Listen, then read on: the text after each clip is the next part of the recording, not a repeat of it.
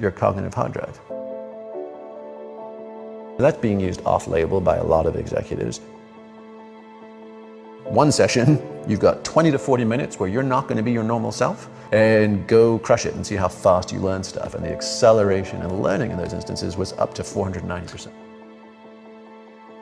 And that literally is the mind expansion element. It's like, can I work on real hard stuff that's in my life, that has practical applications, real world constraints? The bottom line is Silicon Valley, when we go up there and we speak to teams of engineers, and we're like, here's flow states and here's ways to manage your day, and they're like, hey man, our whole engineering team's microdosing, what do you think about that? And I'm like, really? Silicon Valley as just exemplar or emblem of a lot of this stuff. There's a lot of executives that are using transcranial magnetic stimulation. I recommend TMS to everybody that's interested in transcranial magnetic stimulation. It almost looks like one of those the mirrors, those lights that dentists have in their offices, and you can line it up over the front of your brain, and it basically sends magnetic pulses through whatever part of your brain you target. And the typical way they do it is they kind of test it, and they make, like you just end up with a sort of natural response, like grab your thumb and they're like, okay, now it's over the right zone.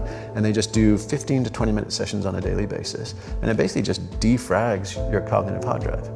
And it's FDA approved for depression, and it performs at like 70, it's 2x as effective as Prozac. A lot of people are using it off-label. And so what they're finding is that by basically kind of pulsing it with magnetic activity and then sort of level setting all of your neuronal connections, when they power back up, it's almost just like a cold, it's just like a hard reboot on your computer that's been on too long.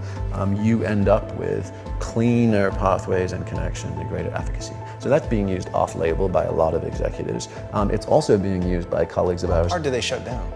It depends, but one of them is dorsolateral prefrontal cortex, so you can absolutely target that, and other colleagues of ours that are doing DARPA research, right? Target acquisition with snipers, archery, all these kind of measurable things. How long does it take you to learn stuff? They're using it to basically mechanically induce a flow state. So rather than saying, hey, you've got to roll the dice or spin the tumbler and get lucky, they're just saying, hey, sit here, one session, you've got 20 to 40 minutes where you're not going to be your normal self, right? And go crush it and see how fast you learn stuff. And the acceleration and learning in those instances was up to 490%. What was the name of the company that's doing that? Advanced brain monitoring has been one of them, for sure. Give the stats on how much faster you can learn a language. It goes from like 6 months to 6 weeks. Yeah. That's crazy. So what are they doing in the brain to get you in that state, and why does it allow you to learn so much faster? Because reading that in the book, I was like, Jamie and I are going to this place, they're going to zap me, and we're going to learn something really, really fast. If nothing else, I want to advance my Greek. Let's go.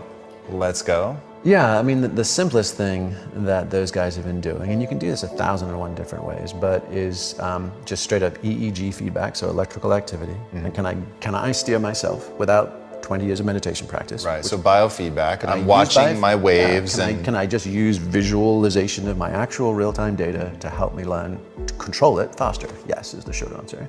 Right, so can I move out of distracted, fast-moving beta into something slower and more receptive, like alpha, theta? Have you seen people get themselves into gamma states?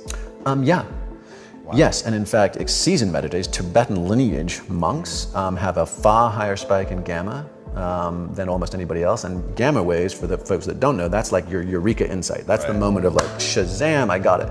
And in fact, I just read a paper in PLOS ONE, the journal, which was 3 different types of meditation and comparing the incidences of gamma frequency based on the different actual meditative styles. So they're not just like, can it be done? And not just and meditators can do it, but like now, which unique traditions do it better? And so the idea here is that you can either do it the old school way, decades of practice, flying blind, but with lineage instruction, right?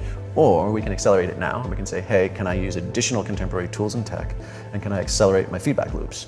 And can I start doing it faster? And once I can do that, it's not that, I sort of just gain access to information I haven't learned or earned. But it is to say that I can put myself into the most receptive and accessible state possible to then go and do that. Do you think it's more important that it's learned and earned versus just being able to zap yourself or take a drug? Like, for me, the idea of shaving 30 years, I don't care if people think it's cheating.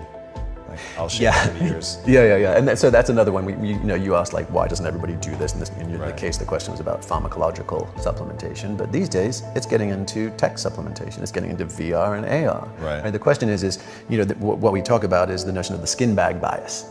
The idea that like if it's inside my body and I've earned it, that's real and true.